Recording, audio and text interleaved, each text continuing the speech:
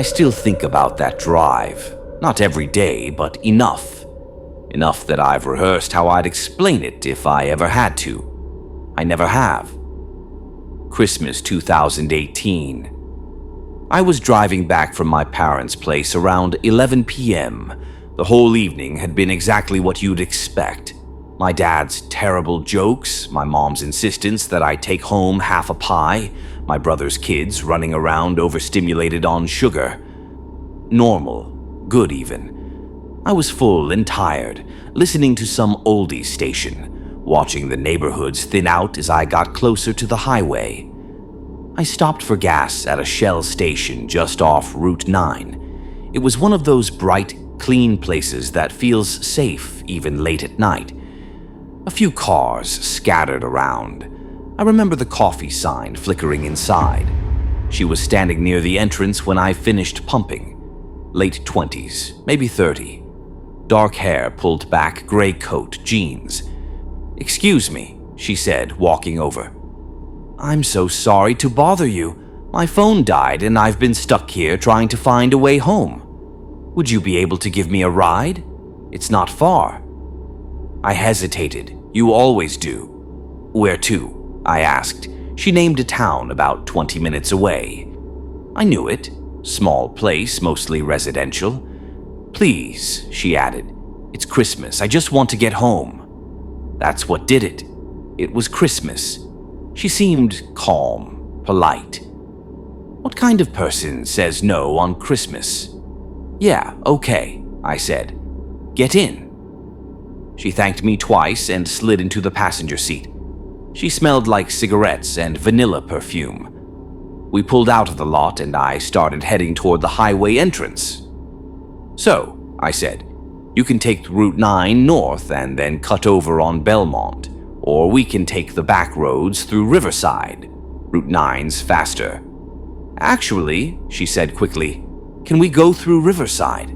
I glanced over. "That's like 10 minutes longer." "I know, but they've been doing those holiday checkpoints on Route 9. You know, DUI stops, checking registrations. I got a ticket last month for an expired sticker, and I really don't want to deal with cops tonight." It made sense. I'd heard about those checkpoints, and honestly, I didn't want to sit in a holiday traffic stop either. "Sure," I said. "Riverside it is." But something about the way she'd said it stuck with me. It wasn't panicked or nervous. It was smooth, practiced. We turned onto the back roads. Darker here. Fewer street lights. Residential blocks gave way to empty stretches with trees on both sides. She was quiet, looking out the window. I tried to make conversation. "So, where were you coming from tonight?" "A friend's place," she said. Didn't elaborate. "Good Christmas?" "It was fine." That was it. She didn't ask me anything, didn't fill the silence. Just sat there, still, watching the road. Then her phone rang. I remember being surprised because she'd said it was dead, but she pulled it out of her coat pocket, glanced at the screen, and answered. "Yeah," she said quietly. She turned slightly toward the window, but not enough. I could still hear her. "No, not that way." Pause. "He doesn't know." Another pause. "Yeah, different road." My hands tightened on the wheel. Her voice dropped lower. "I'll be there soon." She hung up, slipped the phone back into her pocket. Didn't say anything. I didn't either. I kept driving, eyes forward, but my heart was going. That phone call wasn't someone checking in. It wasn't her roommate or her mom. She sat back and exhaled slowly, like she'd just passed some kind of test. Then she said, almost to herself, "I just need to get out of this area before things start closing in." I felt my stomach drop. She said it so casually, like she was talking about traffic, but the words hung there, heavy and wrong. I didn't respond. I didn't ask what she meant. I just kept driving. My mind was racing. He doesn't know. Different road. Before things start closing in. She wasn't running from something. She was running towards something, or away from being found. I thought about pulling over, saying I forgot something, making an excuse. But we were on a dark road in the middle of nowhere, and she was sitting 2 feet from me. So I kept going. She didn't speak again until we got closer to the town. Then she said, "You can drop me here." We were at a corner, no houses nearby, just a street light and an empty intersection. "Here?" I asked. "Yeah, this is perfect." She opened the door before I'd fully stopped. "Thanks so much for the ride," she said. "Merry Christmas." She got out, shut the door, and walked quickly down the side street. Didn't look back. I watched her disappear into the dark. I sat there for a minute. Then I drove home. I didn't tell my roommate. I didn't tell anyone. 4 days later, I was scrolling through news on my phone. Local section. And there it was. Authorities search for a woman connected to Christmas Eve incident. The photo was her, same coat, same face. The article didn't say much. A woman reported missing was now believed to have fled the area voluntarily. Police were asking anyone with information to come forward. There was mention of a related investigation, but no details. I read it 3 times, then I closed it. I thought about calling, about telling them I'd given her a ride. But what would I say? That I drove her 20 minutes and dropped her off? That would make me part of it. They'd want to know why I didn't report it sooner. They'd pull gas station footage. They'd see my plates, my car. So I didn't call. Weeks passed, then months. I kept waiting for a knock on my door, for a detective to show up asking questions. It never came. I checked the news a few more times. Nothing. The story just disappeared. I still don't know what she did. I don't know who was on that phone call. I don't know what was closing in or who was looking for her. But I know this. I helped her get away. I drove her out of the area on the back roads, away from the cameras and the checkpoints. I was the reason she made it, and no one ever knew. I don't pick up strangers anymore. I don't care if it's Christmas. I don't care if it seems harmless. Because I still see her sometimes, in my head, sitting in my passenger seat, turning toward the window, saying those words so calmly. This happened 2 years ago on Christmas night.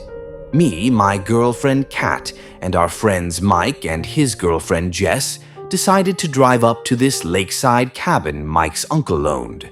It was about 3 hours away, mostly through forest roads. We left around 8 p.m. The first hour was great. We had a playlist going with Christmas songs mixed in. Kat brought cookies her mom made. Mike was telling stories about past trips to the cabin. Jess was taking pictures of the lights as we drove through the small towns. Everyone was in a good mood. It felt like the perfect way to spend Christmas night. After we passed the last real town, the road changed. It got narrower, fewer lights. The trees got thicker on both sides. We still had signal for a while. Kat was texting her family. Mike turned the music down a bit because the roads were getting curvy. We passed maybe 2 or 3 cars in the next 30 minutes, then nothing. Around 10:30, we were deep in the forest. No street lights, no houses, just our headlights cutting through the dark and the tree line on either side. The music was still playing softly. Nobody was talking much anymore. Not because anything felt wrong. We were just tired. Kat had dozed off. Jess was looking out the window. Then we heard the pop. Mike said, "Shit," and pulled over to the shoulder. The car was leaning to one side. The back right tire was completely flat. We all got out. The air was cold, probably in the 30s. It was completely silent except for the wind moving through the trees. Mike opened the trunk and pulled out the jack and the spare. I helped him position it under the car. Jess and Kat stood a few feet away, holding their phones for light. The road was empty in both directions. I couldn't see any lights, not from cars, not from houses, nothing. While Mike was loosening the bolts, I walked back toward where we'd stopped to see if I could spot what we ran over. That's when I saw them, 4 or 5 nails. Big ones, the kind you'd use for roofing or framing. They weren't lying flat. They were pushed into the gravel at an angle, points up, spaced out across the lane. I called Mike over. He looked at them without touching them. He didn't say anything for a few seconds. Then he just said, "Let's get this done fast." Jess asked what was wrong. Mike said we should just focus on changing the tire. She walked over and saw the nails. She asked if we should call someone. Mike said there was no signal. I checked my phone. He was right. No bars. That's when we heard it. A snap. From the trees on the left side, not close. Maybe 30 or 40 feet in. We all stopped moving. I looked toward the sound but couldn't see anything. The trees were too thick. Kat asked what that was. Nobody answered. Mike went back to the tire. He was moving faster now. I held the flashlight for him. My hand wasn't steady. Jess and Kat stayed closer to the car. Another sound, branches shifting, this time from the right side, closer than before. Kat said we should get in the car. Mike said we couldn't drive on the rim. Jess was scanning the tree line with her phone light. She wasn't saying anything, but I could see her hands shaking. I heard another snap, then leaves crunching. Slow, deliberate, like something moving but stopping between steps. Mike got the flat tire off and rolled it to the side. He didn't put it in the trunk, he just left it. He started putting the spare on. I kept glancing at the trees. I couldn't see anything. No animals, no people, just darkness and shapes. But I knew something was there. We all did. More sounds. Multiple directions now, left, then right, then behind us. Not loud, just enough to know something was moving. Circling, maybe. I don't know. Mike was tightening the bolts. His hands were moving fast, but he kept fumbling. Jess whispered for him to hurry. Kat was already in the back seat with the door open. Mike finished tightening the last bolt and didn't even lower the jack all the way. He just kicked it loose, threw it in the trunk with the tools, and told everyone to get in. We did. He started the car and pulled out without checking for traffic. There was no traffic. The road was still empty. As we drove away, I looked back. I saw movement at the edge of the tree line, not clear, just shapes, like people stepping back into the dark. Or maybe my eyes were playing tricks. I don't know. Mike was driving fast. Nobody said anything for a long time. About 15 minutes later, we got signal back. We didn't stop. We drove straight through to the cabin. When we got there, we checked the tire. It had 3 punctures, clean holes, evenly spaced. The next morning, we drove back on the same road in daylight. We found where we'd stopped. The nails were still there. The flat tire was gone. Mike didn't want to stop. We kept driving. When we got back to town, we took the car to a shop. The guy looked at the tire and said it was definitely nails. He asked where we'd been driving. Mike told him. The guy nodded and said people have had issues on that road before. He didn't elaborate. We didn't ask. We never went back to the cabin. Mike's uncle sold it a year later. We don't talk about that night much. When it does come up, Jess changes the subject. Kat still won't drive through forests at night. Mike said once that he thinks we were lucky. He didn't explain what he meant. I think about those nails sometimes, how they were placed, how deliberate it looked.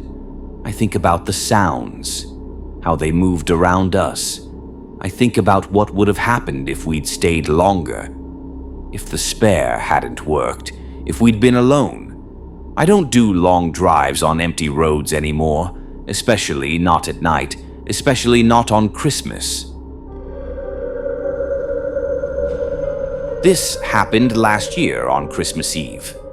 I was living in an apartment in Chicago, a few blocks off Michigan Avenue. My roommate had gone home to see family, and my parents were doing a cruise that year, so I had the place to myself. I didn't mind. I actually liked it. Around 8 p.m., I decided to walk down to the shopping district. The weather was cold but not freezing, maybe 30 degrees. The sidewalks were packed. People were carrying bags, laughing, taking photos in front of the big tree. Every store was still open. Music was playing from speakers somewhere. I stopped and got hot chocolate from a cart vendor. It felt good. I wasn't lonely or anything. I felt like I was part of something. I stayed out until almost 11. By the time I started walking back, the crowds had thinned out, but there were still people around. Cars on the street, a couple walking their dog. I got back to my building around 11:30, took the elevator up to the 4th floor and let myself in. The apartment was quiet. I turned on a lamp in the living room and made some tea. I put on a movie, one of those old Christmas ones. I wasn't really paying attention to it. I was scrolling on my phone. Around midnight, I heard the people in the apartment above me moving around. Footsteps. A door closing. Normal stuff. Then it got quiet again. At some point, I realized the movie had ended. The screen had gone to the menu. It was just looping the same 10-second clip of music and snow. I turned it off. That's when I noticed how silent it was. Not just in my apartment, outside too. No cars, no voices. I looked out the window. The street below was empty. No parked cars, no one walking. Just street lights. I figured everyone had gone home. It was after midnight on Christmas Eve. That made sense. I closed the curtains and sat back down. I thought about going to bed, but I wasn't tired yet. I made another cup of tea and checked my phone. My mom had texted me earlier. I sent her a reply and put my phone down. That's when I heard it. A sound from the hallway outside my door. Not loud, just a soft creak like someone stepping on the floorboard near the elevator. I waited. Nothing else. I went back to my phone. A minute later, I heard it again. Same spot. Same creak. I got up and looked through the peephole. The hallway was empty. The lights were on. Everything looked normal. I went back to the couch. The third time I heard it, I checked the time on my phone. 12:47 a.m. I got up and stood by the door. I didn't look through the peephole right away. I just listened. After about 30 seconds, I heard it again. The creak. Then nothing.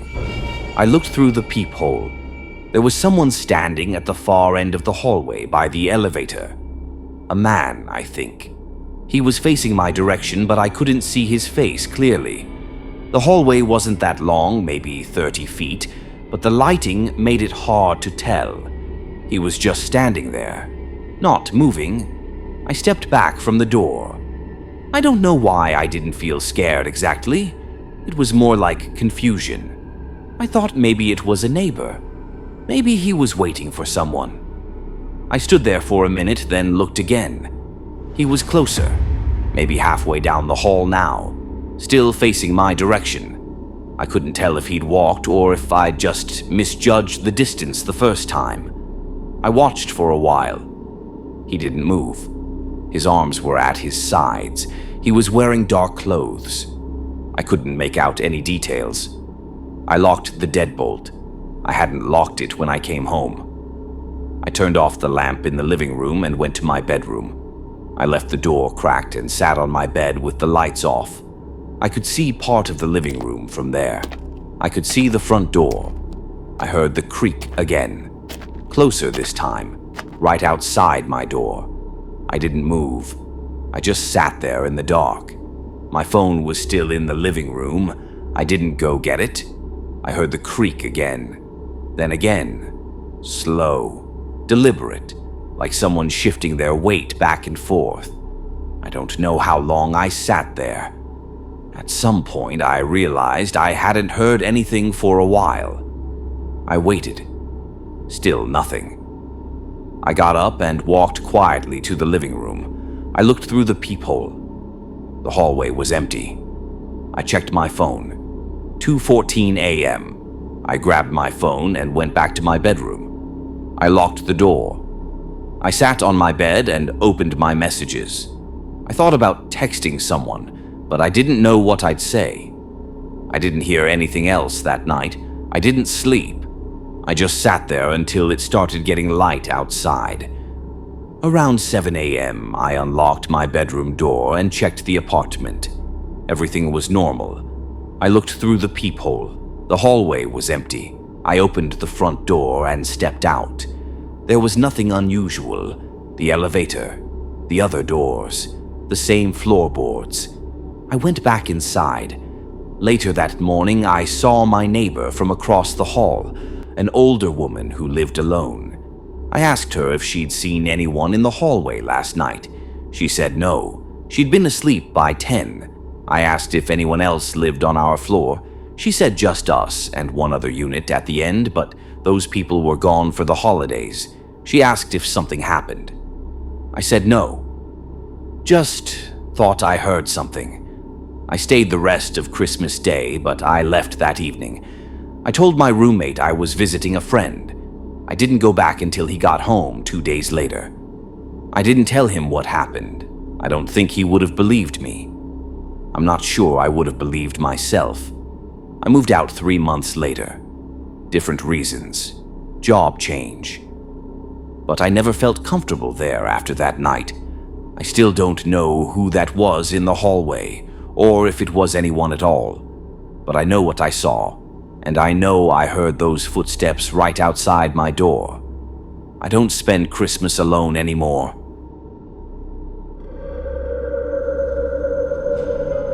Last December, I was house-sitting for my aunt in rural Vermont while she spent the holidays in Florida. The house was old and isolated, about 2 miles from the nearest neighbor. She warned me the internet was spotty and cell service was practically non-existent, but I didn't care. I needed the quiet to finish my thesis. On December 23rd, around 4 p.m., I heard a knock at the door. When I opened it, there was a package on the porch, a large box, maybe 2 feet wide, wrapped in faded red paper with a green bow. There was no delivery truck in the driveway and no tire tracks in the fresh snow. I looked down the long driveway, nothing but white and empty woods. The package had my name on it, not my aunt's, mine. Tyler, written in shaky, uneven handwriting, like someone had used their wrong hand. I should have left it outside. I brought it in and set it in the living room. It was heavy, and when I moved it, something shifted inside. A slow, wet, sliding sound. I told myself it was probably clothes or books that had settled strangely. That night, around 11 p.m., I heard a quiet scratching sound coming from the living room. It sounded like fingernails dragging across cardboard from inside the box. I stood in the hallway listening. Scratch, scratch, scratch. Then silence. I convinced myself it was the old house settling, or maybe a mouse had gotten into the box. I didn't open it. I locked my bedroom door and barely slept. The next morning, Christmas Eve, the box had moved. I had left it in the center of the living room. Now it was placed neatly beside the Christmas tree. The bow was untied, hanging loose. The top flaps were no longer sealed, just folded over each other. Through the gap, I could see something dark inside. I lifted one flap. The box was filled with photographs, hundreds of them. Every single one was of me. Me walking to my car. Me at the grocery store. Me at the library. Some were weeks old. Some were months old. In every photo, there was a figure in the background, always near the edge of the frame, always slightly out of focus. And in each consecutive photo, the figure was closer. At the bottom of the box was a note written in the same shaky handwriting. I've been very patient. Merry Christmas, Tyler. I'll see you tonight. I grabbed my keys and phone and ran outside. That's when I noticed the footprints in the snow. Fresh ones. They led from the woods to the porch, then circled the house over and over, like someone had been walking around it all night. The prints stopped directly beneath my bedroom window. I drove straight to the police station in town. They took my statement and sent a deputy back to the house with me. When we arrived, the box was gone. The footprints were gone too, covered by fresh snowfall that had started while I was driving. Before we left, the deputy noticed something on the back door. Someone had written a message in the frost on the glass using their finger. "Not home. We'll try again tomorrow." I stayed at a hotel that night. My aunt flew back early. We filed a report, but nothing ever came of it. No evidence, no suspects, no explanation for how someone had those photos or knew I'd be alone in that house. A week ago, I received an envelope in the mail at my new apartment. There was no return address. Inside was a single photograph of me carrying groceries into my building. It wasn't very clear, like it had been taken from far away or through glass. There was no note, no message, just the photo. I checked the back out of habit. There was a printed timestamp from 4 days earlier. I haven't received anything since. No knocks, no packages, no messages. But I can't shake the feeling that the point was never to threaten me, just to prove that moving didn't matter. I don't really know what to do with that information, or who I'd even report it to. I've started double-checking my locks every night, and sometimes I'll catch myself standing still in my apartment, listening, just to make sure I'm actually alone. I needed to write this down somewhere, because I don't think I'm ever going to feel normal about Christmas again.